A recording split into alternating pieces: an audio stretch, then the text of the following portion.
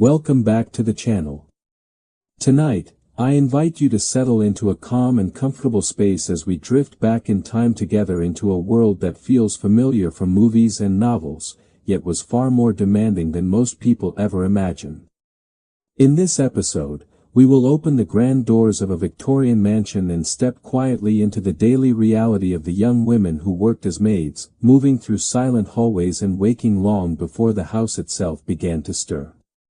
Before you relax and listen, picture for a moment the image many people hold in their minds when they think of Victorian life: sparkling chandeliers, elegant dinners, polished silver, soft candlelight, and graceful routines that appear effortless to the eye. But behind that polished world stood a hidden workforce, and every shining surface was the result of someone unseen, someone whose story rarely appears in history books. Our goal tonight is to travel behind those walls and understand what life truly felt like for a typical maid in a large Victorian household. These women lived under strict rules, tight schedules, and endless expectations, and yet they also carried with them quiet strength, endurance, and personal dreams that reached beyond the walls of the mansion. As you listen, let your imagination follow the rhythm of their days, from the first cold moments of dawn to the final quiet hour of night when the world above stairs finally slept. Imagine opening your eyes before the sun. In a small attic room with a slanted ceiling, a single candle, and a uniform laid out on a chair. The air is cold, the floor even colder, and you must rise immediately because your day begins not when you feel ready, but when the house demands it. You have only a few minutes to wake up, dress, wash, and gather yourself before rushing into your duties, and every second matters, because the household runs on precision. There is no pause button, no delay, and no room for hesitation. The mansion expects you to move like clockwork, even if your body aches from the day before. Your uniform is plain, dark, and modest, chosen not for comfort, but to make you almost invisible, so that you blend into the background of the grand estate. Once dressed, you make your way down steep staircases in near darkness, guided by memory rather than light, careful not to make a sound. Silence is part of the job. The residents of the house, still asleep in their warm beds, must never be disturbed. Your first tasks await in the kitchen, where water must be boiled, fires must be lit, and the house must be awakened gently and perfectly, room by room, chore by chore. There is no applause for this work and no audience, yet every detail counts, because even the smallest oversight could lead to reprimand or suspicion. A maid learned quickly that success meant being unnoticed, because to be invisible was to be considered efficient. While the world above stairs enjoyed comfort, the world below stairs ran on discipline, repetition, and quiet coordination. Even though each day was long and demanding, there was little time for personal rest. Breakfast had to be prepared, rooms had to be cleaned, carpets brushed, floors scrubbed, silver polished, mattresses shaken, and fires maintained, all while responding instantly to ringing bells that signaled new instructions without explanation. The pressure of constant work shaped not only the maid's schedule, but also her thoughts, emotions, and sense of identity. Over time, many maids learned to move quickly, speak softly, think ahead, and anticipate needs before they were spoken aloud. They became experts in routines that few outside their world ever witnessed. It is easy for us today to look back and imagine the Victorian era as a romantic chapter in history, filled with charm and refinement, but the reality for servants was far less glamorous. Most maids came from humble backgrounds and worked not for praise, but because it was one of the few respectable paths available to a young woman seeking stability or the hope of supporting her family. Though they lived in luxurious houses, the luxury was never theirs to experience. They lived in the shadows of that luxury, creating it for others while having very little of their own. Yet, despite the challenges, there were moments of humanity that brightened their days, shared laughter in the servants' hall, a warm cup of tea before sunrise, a friendly glance from another maid after a long task, or a short letter from home that reminded them of life beyond the mansion walls. These small moments of connection helped them endure the weight of their responsibilities. So tonight, as you listen and imagine their world, think not just about the elegance of the Victorian mansion, but about the countless footsteps, steady hands, and dedicated hours hidden behind it. Our story begins where the chandeliers end, in the quiet corridors where the maids walked each morning, preparing the house long before anyone upstairs opened their eyes. Now, take a slow breath, relax your shoulders, and allow the story to unfold as we journey into a single day in the life of a Victorian maid, beginning in the earliest hours of dawn, when only the faintest light touches the sky and the rest of the world is still asleep. The morning truly begins the moment the first bell rings through the corridors like a soft but undeniable command from another world. You pause for only a breath, because hesitation is a luxury you cannot afford. And then your footsteps are already moving in the direction of the sound. Every bell has a tone, and with time, a maid learns to recognize each one by ear, understanding which room needs attention without even looking at the panel. This is not simply a house. It is a system, a living rhythm, and every servant must move in harmony with it to keep the day from unraveling. You carry a jug of hot water in both hands, concentrating on each step as you climb a long staircase designed for elegance, not practicality. The surface is polished, glossy, and treacherous for tired feet, yet you must move with grace, as though weightless and silent. At the top of the stairs, the hallway is still half dark, and the air holds the quiet of a house not yet awake, a brief moment between sleep and expectation. You walk quickly, but never in a rush that shows on your face, because a maid is expected to be swift without ever appearing hurried. When you reach the first bedroom, you place the jug gently, knock with practiced politeness, and slip inside only when permission is implied by silence.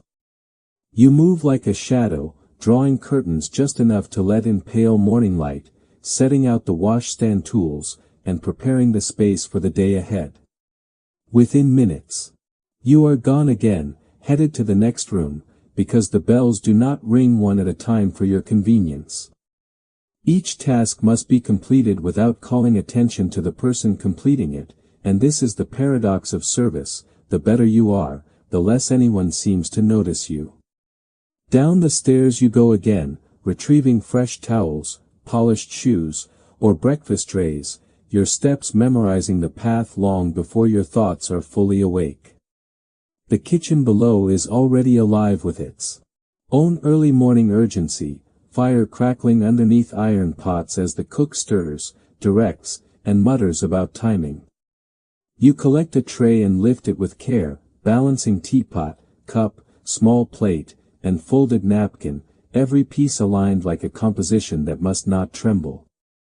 Then you are off once more, gliding up the stairs as though pulled by invisible strings, answering a silent race that only the servants understand.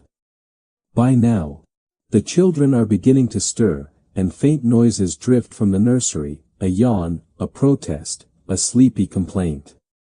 Soon you will be tidying their rooms, folding their clothes, or calming their morning chaos with patience that is rarely acknowledged. Before that moment arrives, however, the mistress expects her tea, and you step into her room with lowered eyes and a voice as soft as linen. You place the tray, check the curtains, adjust a pillow, and retreat before a single question can be asked, because perfection in this house is wordless. When you return to the hallway, another bell rings, and then another, and the morning begins to tilt into full momentum. This is the rhythm that shapes the life of a Victorian maid: constant movement, constant listening, constant awareness. Even breakfast for the family is a performance requiring precision.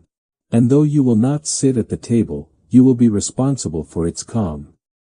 You hurry to the dining room, straighten the cloth, adjust the position of each plate by the width of a fingertip, and make sure not a single speck disturbs the polished surface. Soon the family will enter, speaking quietly, reading letters, or discussing plans, unaware of how many hands made this peaceful moment possible.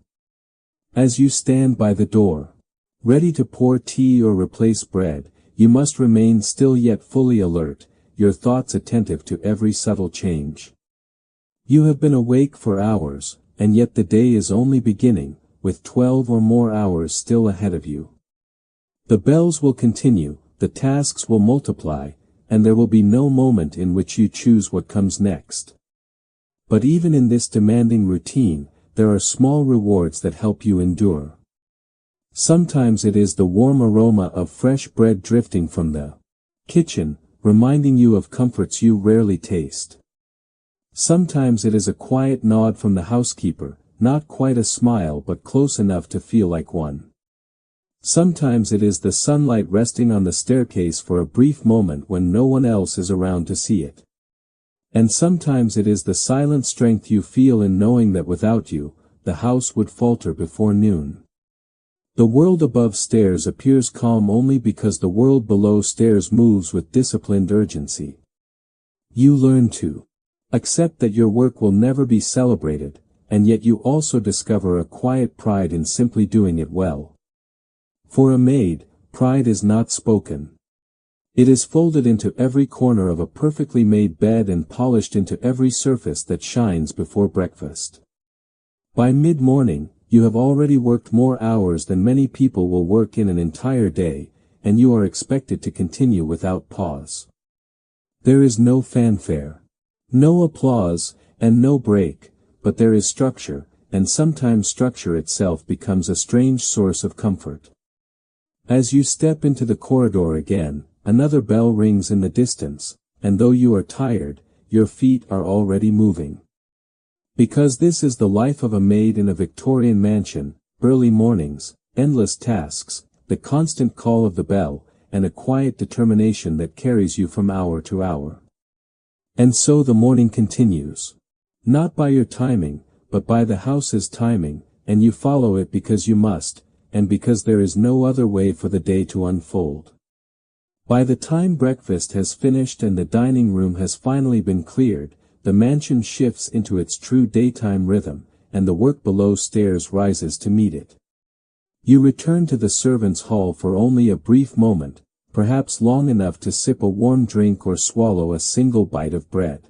But even in this short pause, your ears stay alert for the next bell.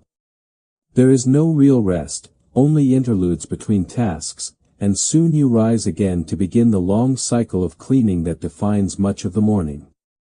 Down the corridor you go, carrying brushes, cloths, and polish, ready to wage another round in the never-ending battle against dust. Dust gathers no matter how many times you chase it away, drifting across polished wood, settling into carved corners, and mocking the effort it takes to keep a grand house spotless. You move from room to room, dusting high shelves, sweeping staircases, shaking rugs, and brightening brass fixtures until they shine like small suns in the filtered daylight. The drawing room requires special attention, because it is where guests will drink tea, exchange pleasantries, and judge the household with sharper eyes than they will ever admit. You dust the mantel carefully, pass your cloth along the piano, straighten the cushions, and adjust a vase by no more than a breath, because beauty in these rooms is measured in tiny details. Every task must be completed without complaint, without noise, and without any sign of how tiring this constant movement truly is. Then comes the more demanding work. The kind that stains the hands and tightens the muscles, beginning in the scullery where piles of dishes wait like a small mountain of obligation. The kitchen maid nods as you step in, and together you begin to scrub, rinse, and stack, each of you working with practiced rhythm to reduce the chaos left behind by breakfast. The water is hot, the soap is harsh, and steam clouds your vision as you clean plate after plate, cup after cup, utensil after utensil. It is work that leaves no visible glory, because once the dishes are returned to the shelf, no one thinks of the hands that scrubbed them. Yet it must be done, and done quickly, because there are many hours left in the day and the list of duties only grows longer. When the dishes are finally cleared, you move on to sweeping floors, shaking out ashes, and polishing doorknobs that catch the light like coins. Not a step of this work is optional. Because in a house of status, the smallest imperfection becomes a topic of conversation. By midday, your back aches, your fingers sting, and your sleeves carry faint marks of the efforts you cannot hide, but there is no time to slow down. Next comes the laundry, another world of labor entirely, where linens, shirts, and sheets must be washed, boiled, scrubbed, rinsed, blued, wrung out, dried, folded, and often ironed before the day is done. You lift heavy baskets and lower them again, your arms growing sore as you work through fabric made heavier by water, guided by nothing more than duty and determination. The laundry room is hot and damp, and every surface glistens with moisture, turning the air into a warm fog that clings to your skin. No one sees the sweat that gathers there, no one hears the strain in your breath. And no one praises the effort it takes to restore every piece of fabric to perfect cleanliness. When the linens are hung to dry, you look down the long line of cloth like banners of expectation, knowing each one must later be pressed into crisp perfection. Before you can even think of that stage, another bell rings, and you wipe your hands quickly, leaving the damp room for yet another task. Now you must prepare the fireplaces, clearing old ashes and stacking fresh coal so the rooms will feel warm when the family returns later. The work is dusty and dark, and as you kneel on the floor, you remember that every glowing fire upstairs begins with a pair of tired hands downstairs. Once the fires are set, you carry fresh water to the upstairs rooms, balancing buckets and pitchers with careful steps, because a single splash on the carpet could become a scolding you will not forget. On your way back down, you pass portraits on the wall, the painted faces of unfamiliar ancestors staring outward as though they own not just the house, but your time as well. The house is beautiful, yes, but it is also heavy, and its silence sometimes feels louder than noise. In these long hours between morning and afternoon, the housekeeper appears often, checking corners, running her fingers across stair rails, and issuing orders with cool precision. She expects discipline, accuracy, and speed, and though her voice may sound calm, every maid knows she can dismiss with a sentence. So you nod, obey, and continue walking, cleaning, lifting, and polishing, until the house looks as though it cleans itself. In the rare moments when you pause, perhaps near a window, you might catch a glimpse of sunlight on the garden, a reminder that the world outside keeps turning with or without your effort. Sometimes, for just a breath, you allow yourself to imagine sitting on the grass with a warm breeze on your face, free from bells, duties, and rules. But the moment ends quickly, because reality in a Victorian household leaves no room for wandering thoughts. Your mind returns to the list of tasks, your steps return to the hallway, and your hands return to the tools of your trade. Below stairs, life is built on routine, repetition, and resilience, and even as exhaustion settles over your shoulders, you keep moving, because there is no other choice. And so the middle of the day approaches, not with rest, but with the knowledge that much work is still ahead, and the afternoon will demand just as much strength as the morning already has. By early afternoon, the mansion settles into a quieter rhythm, but for a maid, this is not a time of rest. Only a change in the type of work that fills the hours. You move through hallways that now seem calm on the surface, yet every room still holds a list of tasks waiting to be completed before evening arrives. There are fresh instructions from the housekeeper, spoken in a measured tone that leaves no room for misunderstanding or delay. You listen carefully, nod in acknowledgement, and continue forward with steady steps. Because accuracy is as important as speed in a household that notices everything. The rules that guide your day are not written on paper, yet they might as well be carved into stone, for every servant learns them quickly and lives by them without question. Silence when upstairs, precision in all things, and absolute respect for the hierarchy that shapes life in every Victorian home of status. You are expected to walk without rushing. Speak only when spoken to, and complete each task as though it were the most important moment of the day. There is no room for clumsy movements, raised voices, or visible frustration, because composure is part of the uniform, just like the apron tied around your waist. Mistakes are rarely forgotten, and even a small misstep can follow a maid for weeks, whispered through rooms and hallways by those who measure worth in flawless routine. The fear of disappointing the housekeeper or the mistress becomes a silent companion, shaping your awareness, your posture, and even the way you breathe in certain rooms. This pressure is constant, yet you learn to carry it with quiet dignity, developing a kind of inner strength that only grows with each demanding day. From time to time, the strain of perfection shows itself in tired eyes or trembling hands, but a maid must steady herself quickly, for there is always more work waiting. You sweep through the main hall once again, checking surfaces that were already cleaned earlier, because in a house of status, nothing is ever considered clean enough. You straighten portraits, adjust the angle of decorative pieces, and smooth every wrinkle from curtains and drapes as though they are part of a stage still preparing for its evening performance. Sometimes you wonder how many people outside this world realize how much effort it takes to maintain the illusion of effortless beauty. Work continues in the kitchen as well, where preparations for evening meals begin long before the family ever sits down to dine. The cook and kitchen maids move with practiced coordination, and when they ask for help, you step in without hesitation, washing, carrying, or fetching whatever is needed to keep the rhythm steady. By now, your feet are sore from constant walking, and your arms ache from lifting, yet there is no opportunity to pause. Because productivity is part of survival. Even small signs of fatigue must be hidden, for servants are expected to be tireless, and tiredness is not considered an excuse in a house that runs on discipline.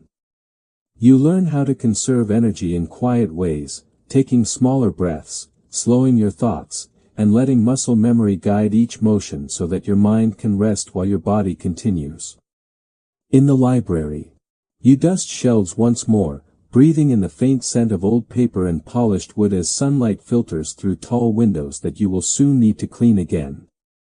You pause only long enough to ensure no speck has escaped your cloth, then move on to the next task, and the next, and the next. A maid's day is not measured by hours but by accomplishments that fade as quickly as they are completed, leaving no trace, only new demands. Yet despite the constant rushing, there are still rules of posture, speech, and movement that you must follow without fail, because respectability in service is built on discipline as much as labor. Even the simplest interaction with a family member requires careful attention, a lowered gaze, a gentle tone, a precise curtsy, and an unspoken promise of obedience. The house may glitter and glow, but it is also a map of boundaries that cannot be crossed, no matter how tired or overwhelmed you might feel. Over time, these rules weave themselves into your thoughts until they feel natural, and you perform them without effort, as though they are part of who you are. Still, there are moments when you remember you are more than your tasks, more than the bells and rules and expectations, and in those moments, you hold tightly to a quiet sense of self. Perhaps you think of home, of family, of younger days before uniforms and schedules, and for a single heartbeat, the weight of the day grows lighter. Then another bell rings, and the moment is over, and your feet are moving again because that is the life of a Victorian maid, controlled by duty, defined by routine, and strengthened by endurance. As the afternoon light begins to fade, you know the most demanding part of the evening still lies ahead, and the mansion will soon awaken again in its own grand, glittering way. As the afternoon deepens and the sun begins its slow descent across the sky, the mansion prepares for a brief and deceptive quiet, but for the maids, there is still no thought of stopping. You move through the house with practiced focus, knowing that even though the morning rush has passed, the evening demands will soon arrive with equal intensity. Before those hours begin, there are tasks below stairs that must be completed, and many of them are far less elegant than anything seen above. One of the least pleasant responsibilities belongs to the scullery, where pots, pans, and utensils pile high after every meal, waiting for hands that never truly rest. You roll up your sleeves and step into the warm, steamy space, greeting the scullery maid with a sympathetic glance that needs no words. Together, you face the mountain of dishes, working through them with steady movements and a shared understanding of the labor that never ends. The water is hot, the soap is rough, and each pan seems heavier than the last, but you keep scrubbing, rinsing, and stacking with careful rhythm. Steam fogs the window and softens the edges of the world around you, blurring time itself as plates and cups pass through your hands by the dozen.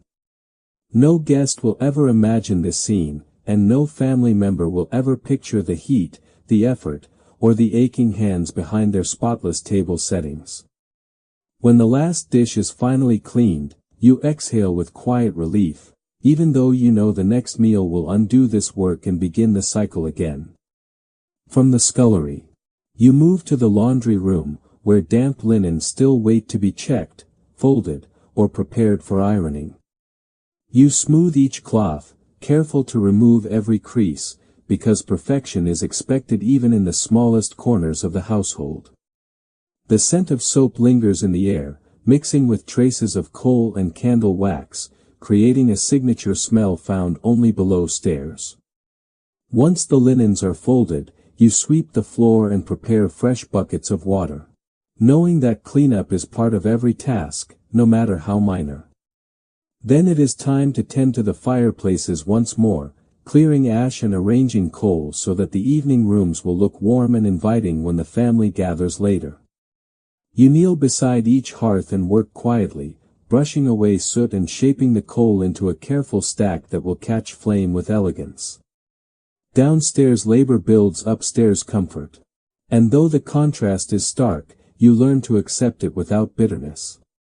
After the fireplaces, you return to the hallway, where the floor must be swept again to erase the traces of ash and dust brought up from below. Even the stair rail must be polished, because hands will soon slide along its gleaming surface as guests move through the house without a care. In these hours, the house feels like a great stage preparing for an evening performance. And every servant becomes part of an unseen cast ensuring that the scene is flawless.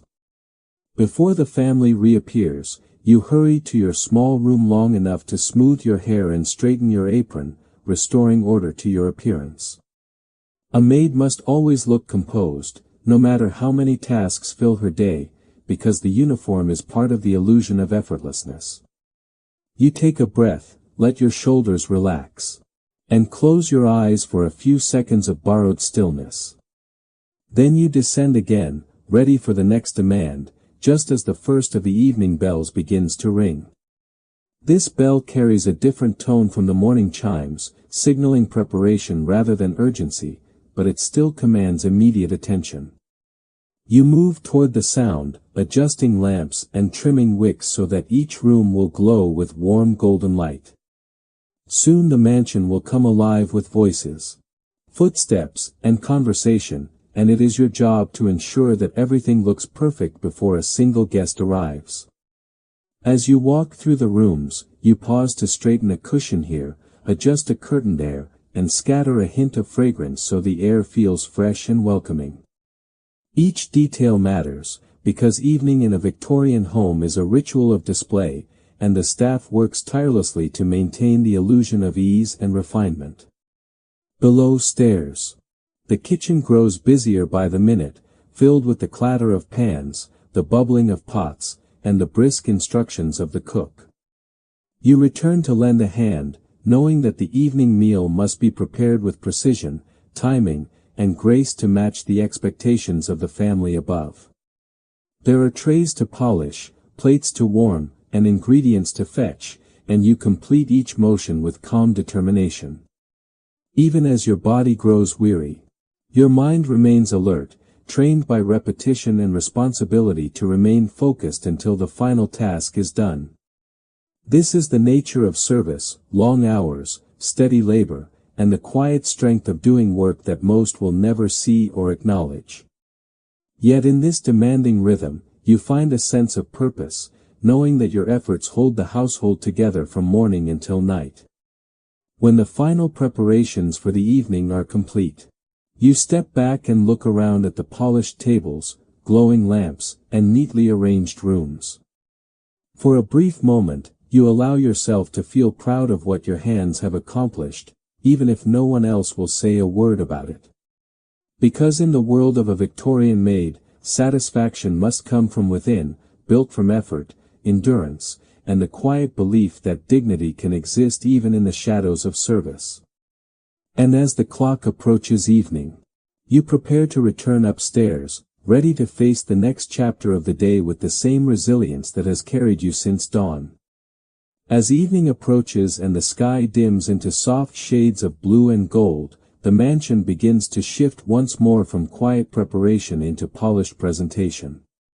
You return upstairs with careful composure, ready to assist in one of the most delicate rituals of the household: the evening meal. The dining room, now glowing with lamplight and warm reflections on polished silver, must appear calm, inviting, and effortlessly elegant. You adjust the final details on the table, smoothing the cloth with your fingertips, ensuring that each piece of cutlery sits at the correct angle. The air carries the faint scent of flowers arranged earlier in the afternoon, a quiet decoration meant to please the eyes without drawing attention to itself. Soon the family will gather. And although their voices will fill the room, your presence must remain unobtrusive, steady, and perfectly timed. The butler gives a subtle nod, and you take your place by the wall, ready to move only when needed, silent and attentive. When the family enters, their conversation drifts through the room like a gentle wave, yet you must never react to a single word, no matter what you hear. Your hands move with instinctive precision, pouring tea, offering bread, or clearing a plate in seamless rhythm with the meal. You walk the floor in calm, quiet steps, circling the table like a steady orbit, careful not to interrupt or distract. Dinner upstairs is a performance of grace, but below stairs, the kitchen continues to pulse with urgency, preparing each course in perfect sequence. Between trips to the dining room, you return to the kitchen for the next tray, greeted by heat, clatter, and the cook's focused expression. You lift each dish with care, knowing that one slip or one spill could unravel the illusion of peace in an instant. Back upstairs, you serve again, attentive to every small gesture that signals a request, a glance, a slight movement, a lifted hand. Words from you are rarely needed, because the language of service is built on anticipation, silence, and presence. When the final course is finished and the family withdraws to the drawing room, you gather the plates and silver, setting them gently onto trays for the journey below. Your arms grow tired, but your movements remain steady, for there is still much to do before the night can truly begin. Back in the kitchen, the team works together to clear the remnants of the meal, stacking dishes and wiping surfaces in swift and practiced motions. It is not glamorous work, but the rhythm of shared effort brings a small sense of camaraderie to the end of a long day. Once the dining room is restored to order, you move through the lower corridors again, answering small tasks that continue to appear like unanswered notes. There are lamps to refill, wicks to trim, and curtains to draw before the house settles into its nighttime atmosphere. You carry a small tray of candles and matches, lighting each lamp in turn, watching soft light bloom along the walls like evening blossoms. This hour can be strangely peaceful, a brief moment when the demands of the house grow gentler, and the halls feel less like a stage and more like a quiet world of their own. Sometimes you catch your reflection in a window, the tidy uniform, the calm expression, the the posture of someone who has learned to stand with grace despite fatigue. In that reflection, you see the truth that few above stairs will ever understand: strength does not always speak, and endurance does not always shout. When the family settles into the drawing room, you stand by once more, ready to serve tea or retrieve a shawl when the night air turns cool. Their laughter rises and falls in gentle waves, carrying stories, opinions, and plans that may never concern you, yet will always fill the spaces you maintain. You are close enough to hear every word, yet distant enough to remain outside the circle entirely, living in a world that moves parallel to theirs but never truly meets it. Hours pass in this twilight rhythm, and at last the drawing room empties, the voices fade, and the house begins to grow still. You clear the final cups, straighten the final cushions, and dim the final lamp until only a soft glow remains. The mansion now rests, serene and spotless, as though it achieved this state by magic rather than labor. And quietly, you slip back below stairs, knowing that the calm above exists only because of the effort below. There is comfort in this understanding, even if the world never acknowledges it aloud. For a maid, the reward is not applause, but the quiet knowledge that the rhythm of the house continues because you carried it through another day. When the final echoes of conversation fade and the house climbs into silence, the true stillness of night begins, but for a maid, the day is not yet finished. You walk the dim corridors once more, listening to the soft hum of a mansion settling into sleep, its wooden beams gently sighing in the cool night air. There are fires to check, embers to bank, and lamps to extinguish or refill so that the halls will be safe until morning returns. With careful steps, you move through each room, guided by memory rather than light, your hands steady as you trim a wick or close a window against the breeze. The night work requires a different rhythm, not rushed like the morning, not urgent like the evening, but slow, methodical, and almost meditative. The bell system still hangs on the wall below stairs, and although most bells will remain silent at this hour, you never allow yourself to relax completely. Any ring in the night means someone needs something, and you must be ready to answer before the sound even fades. You carry a lantern as you walk, its warm glow creating small islands of light in the long dark passages that stretch ahead of you like quiet tunnels. Sometimes you hear nothing but your own soft breath and the distant ticking of a clock somewhere deep inside the house. Other times, you hear the faint creak of a floorboard or the rustle of curtains shifting in a draft. And the sound reminds you how large the mansion truly is. Night can make the house feel like its own world, apart from everything else, a maze of rooms and staircases that you alone continue to navigate while others rest. You move through the drawing room, straightening a chair that has tilted, smoothing out a wrinkle in the rug, and ensuring that every surface remains as flawless as it was before the lamps were dimmed. Then you continue into the main hall, where moonlight spills through tall windows and lays a silver pattern across the polished floor. You pause there for a moment, letting the quiet embrace you, feeling the softness of the hours settle over your tired shoulders. It is in these late moments that the house finally feels gentle, no longer demanding but simply resting, and you can almost believe you are resting with it. After checking the final fire, you return below stairs, where the other maids have already begun preparing for a brief and precious sleep. Their voices are low, their movements slow, their faces marked by the fatigue of a day spent in constant motion. You hang your apron, fold it neatly, and wash your hands and face, letting warm water erase at least a small part of the day's strain. Then you change into your night dress, grateful for fabric that finally allows your body to breathe and relax. Before heading to your narrow bed in the attic, you take a moment to glance at the clock and consider how little time remains before dawn will call you back to duty. Sleep is not a luxury for a maid. It is a brief pause in the long script of labor that continues day after day without intermission. You climb the silent staircase to the upper floor where the servants sleep, feeling each step in your tired legs, yet also feeling a quiet pride that you have made it through another long day. Your small room waits for you. Simple and bare, with a thin blanket, a small wooden chair, and perhaps one cherished keepsake from home. As you lie down, the night wraps around you, cool and still, and for a few minutes you let your eyes close, knowing your rest will be short but necessary. Outside the small attic window, the stars glow faintly, and the world beyond the mansion seems distant and unreal, like a dream you may never fully touch.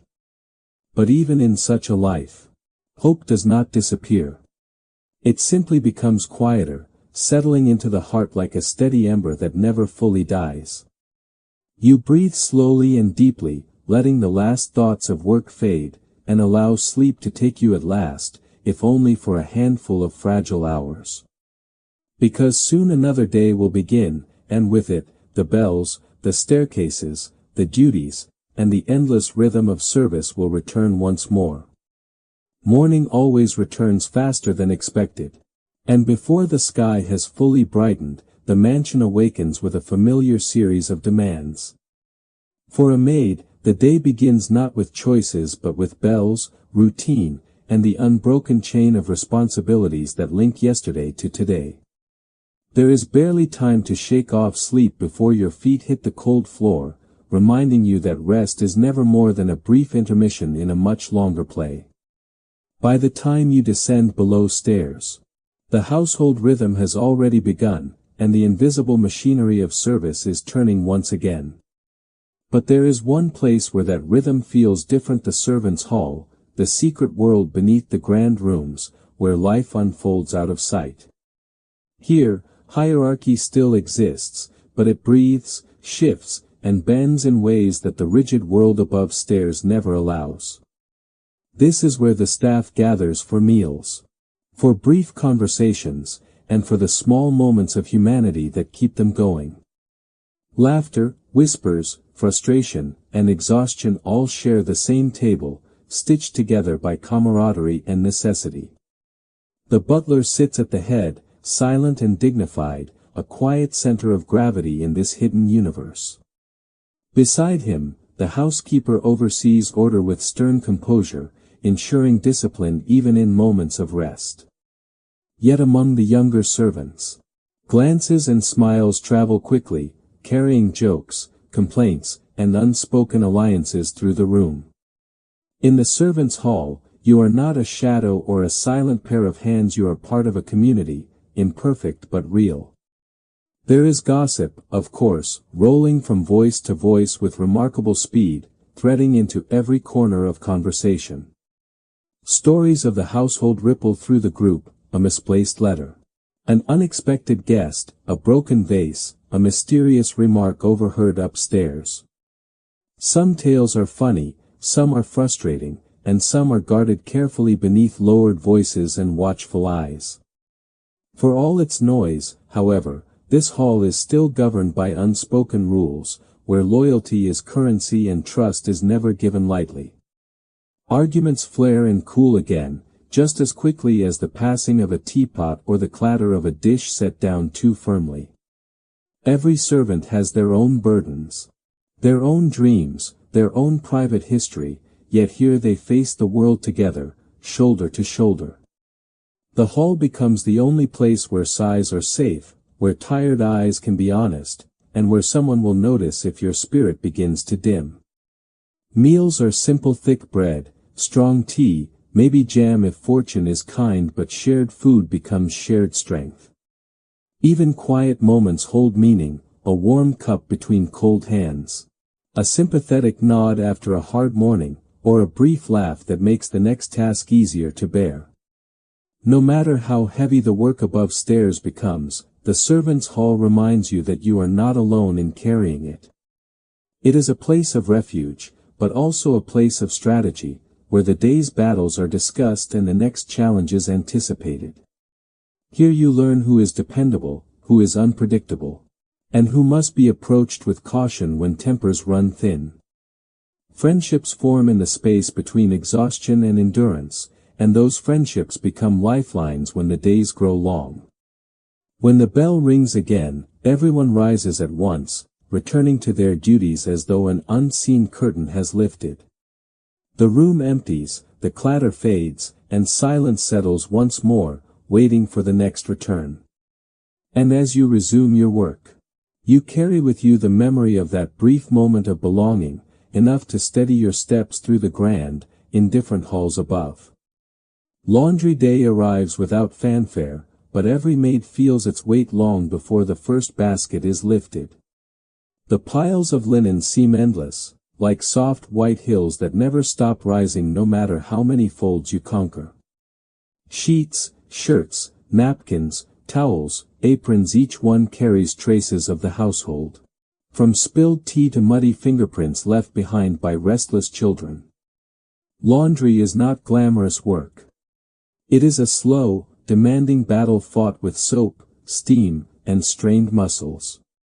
The washroom fills with heat as kettles boil and tubs are dragged into place, ready for another round of soaking and scrubbing. Your hands plunge into hot water again and again, until the sensation blurs between discomfort and numb determination. The scent of lye and damp cloth becomes the air you breathe, sinking into your hair, your sleeves, and your thoughts. Scrubbing boards creak beneath steady hands, marking time in rough, repetitive strokes that grind away both dirt and energy. There is no shortcut, no haste, no clever trick to finish faster. Laundry yields only to persistence, never impatience. Once washed, the linens are rinsed in cold water that bites at your skin, a sharp contrast to the heat that came before. Water drips onto the stone floor, forming small rivers that snake between boots and buckets, pooling in quiet corners of the room.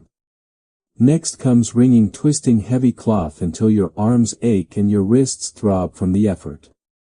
Then the laundry is carried outside to the lines, where fresh air and sunlight must finish what soap and scrubbing began. On windy days, the linens snap like sails, tugging against the pegs as though trying to escape their fate. On still days, they hang without motion, pale flags of labor fluttering gently beneath the open sky. You stand among them, adjusting a cloth here, tightening a peg there, watching the wind and weather decide how kind or unkind the afternoon will be. When rain threatens, there is a frantic rush to rescue everything before the sky unwrites an entire day's work.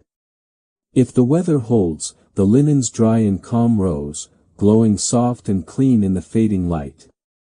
But even then, your work is not finished.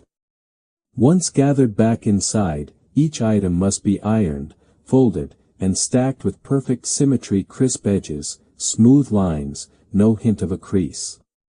The iron in your hand is heavy, warmed on the stove until its heat spreads through the fabric and into your arms. Steam curls upward in tiny wisps, vanishing as quickly as it appears, leaving behind the sharp scent of hot cotton and metal. You press each corner, guiding the fabric into obedience, transforming crumpled cloth into order and elegance. Hours pass in a haze of repetition, and the room grows warmer with every movement of the iron. By late afternoon, your back aches, your shoulders tighten, and your fingertips feel worn from constant contact with cloth and heat. Yet there is a quiet satisfaction in the growing stacks of folded linens, tall, neat, and shining with the proof of your effort. No one above stairs will ever see the blisters, the steam, or the strain that shaped those perfect folds. They will see only the result, smooth sheets, spotless napkins, and a table set as flawlessly as if it required no work at all. When the last cloth is finally stored away, you exhale and close the cupboard with gentle hands, knowing it will all begin again soon. Laundry is endless, but it teaches endurance, the steady strength to face a task not once, but over and over, without complaint. And in that rhythm, you find a kind of peace, small and quiet, yet strong enough to carry you into the next demanding day. Serving guests is one of the most delicate tasks in a Victorian household, because it demands both perfect manners and near invisibility. When visitors arrive, the entire mansion changes its rhythm, shifting into a careful performance where every servant becomes part of a silent, moving backdrop. You stand ready near the hall, listening for instructions, aware that even the smallest action must be done with grace. Coats are received, gloves are collected, and shoes are quietly inspected for stray mud before the guests ever step beyond the doorway. Their voices rise in polite greetings, filling the entrance with warmth, while you move quietly at the edge of the scene, guiding their belongings away. In these moments, you become an observer of a world that is refined, polished, and utterly separate from your own daily life. Once the guests are seated in the drawing room, tea service begins, and your focus sharpens like a steady flame. A silver tray rests in your hands, and every cup, saucer, and spoon must be placed with elegant precision. The teapot must be poured smoothly, without a single drop spilling onto the cloth or clinking too loudly against porcelain.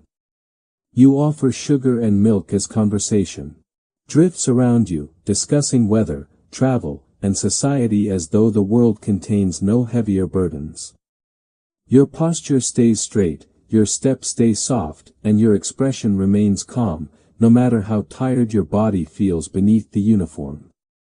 When refreshments are finished, plates disappear as quietly as they arrived, whisked away before crumbs or cups can disrupt the illusion of elegance. Later in the evening, dinners with guests demand even greater coordination.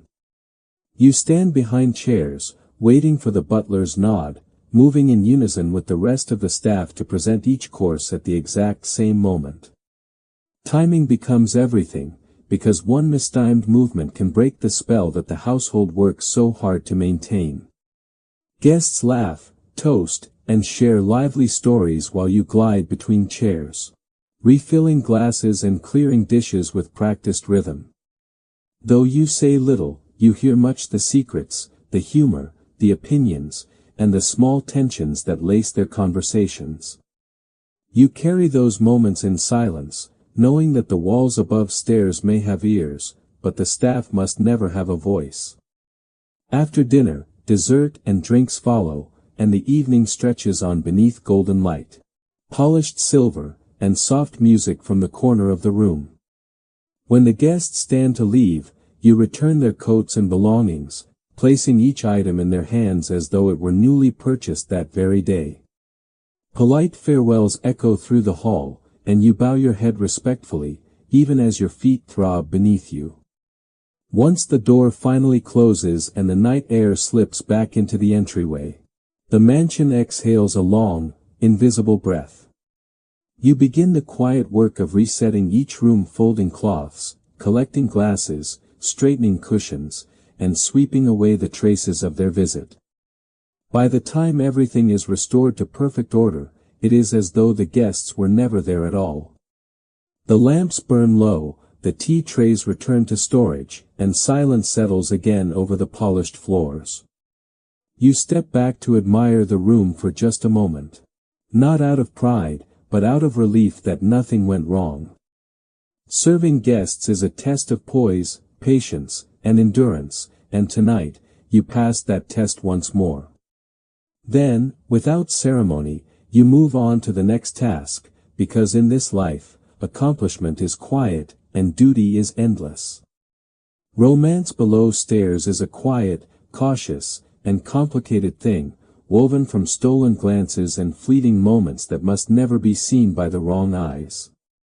Life in service leaves little room for personal dreams, yet even in the strictest households, the heart finds its own secret pathways.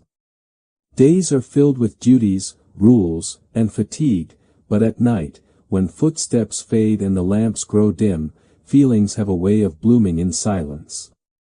Perhaps it begins with nothing more than a shared smile across the servants' hall, small and shy, but warm enough to soften a long day.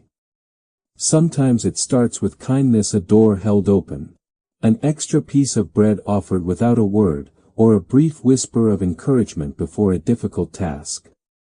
Affection cannot be spoken aloud, not in a world where discipline rules and the housekeeper notices every unusual glance. So everything unfolds in gestures, like tiny threads of connection woven quietly into the fabric of daily work. A folded note tucked beneath a napkin, waiting to be found. A ribbon forgotten by accident on a chair near the scullery door. A meeting in the garden at dusk, just for a few minutes, just long enough to talk about nothing and everything. Even a simple walk to fetch coal can feel different when someone falls into step beside you, pretending it is coincidence. Yet love below stairs is never without fear, because discovery carries consequences that can end more than a romance. Two people seen alone together can spark gossip, and gossip can travel faster than any bell or footstep. Dismissal, separation, or punishment are always possible, casting long shadows over even the softest emotions. So those who dare to care for one another must become experts at secrecy, timing, and silence. A stolen moment near the pantry. A glance held for one heartbeat longer than propriety allows. A whisper in a corridor when no one else is near. These fragments become memories small, precious, and bright enough to survive even the harsh routine of service life. Some romances manage to endure, growing stronger through whispered promises and shared endurance. Others fade quietly, worn down by exhaustion, rules, and circumstance. But every maid knows that love like dust in a grand house appears even when no one invites it.